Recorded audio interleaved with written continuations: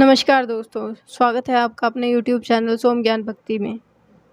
आज मैं आपको होली अष्टमी की कथा सुनाने जा रही हूँ, तो चलिए शुरू करते हैं। एक साहूकार था, जिसके 7 बेटे बहुएं और एक बेटी थी।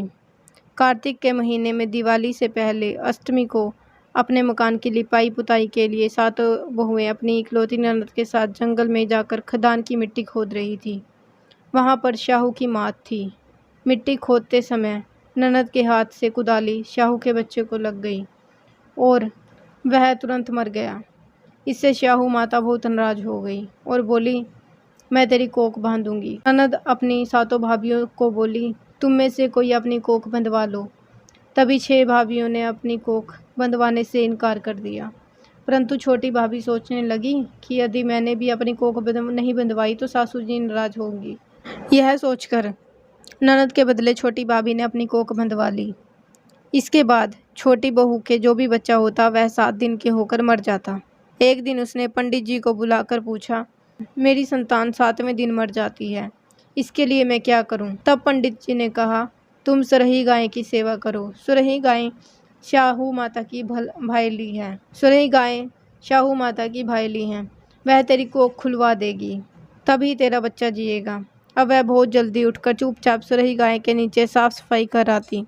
गाय एक पैर से लंगड़ी थी। गौ माता बोली, हर रोज उठकर कौन मेरी सेवा कर रहा है, आज मैं देखूंगी।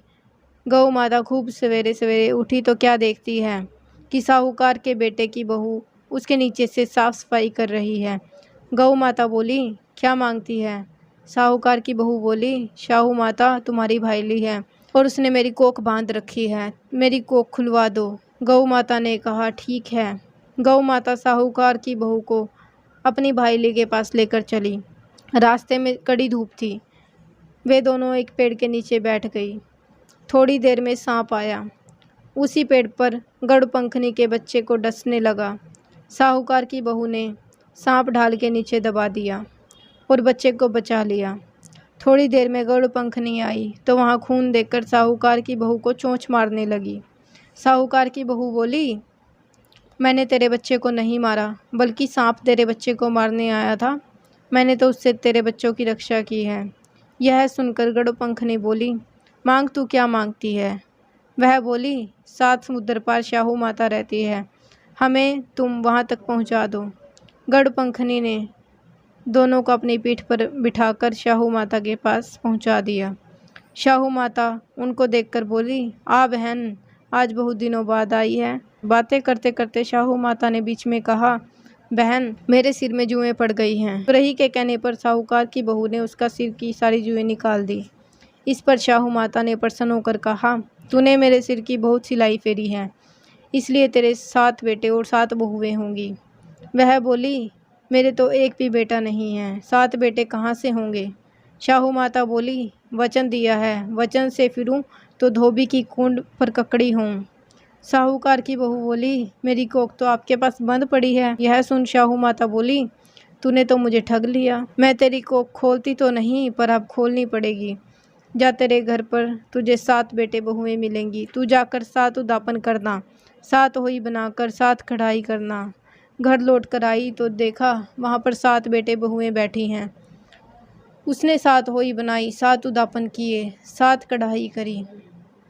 शाम के समय जेठानी आपस में कहने लगी कि जल्दी जल्दी हाथ मुंह धोकर पूजा कर लो, कहीं छोटी बच्चों को याद करके रोने ना लगे। थोड़ी देर में उन्होंने अपने बच्चों से कहा, अपनी चाची के घर जाकर देख कर आओ कि आज वह अभी तक रोई क्यों नहीं। बच्चों ने आकर कहा, चाची तो होई बना रही है, खुद उद्यापन हो रहा है। यह सुनते ही जेठानियाँ दौड़ी दौड़ी वहाँ आई और आकर कहने लगी, तूने कोख कैसे खुलवाई? तो उसने कहा, तुमने तो कोख बंधवाई नहीं थी, सो मैंने कोख बंधवा ली थी, परंतु अब शाहू माता ने दया करके मेरी कोख खोल दी। हे शाहू माता, जैसे साहूकार के बेटे के बहू की कोख खोली, वैसे ही हमारे परिवार की बहुओं की कोख खोलती जाना। कहते कि सुनते कि हुंकारा भरते कि हर किसी की कोख खोलना। जय होई माता की।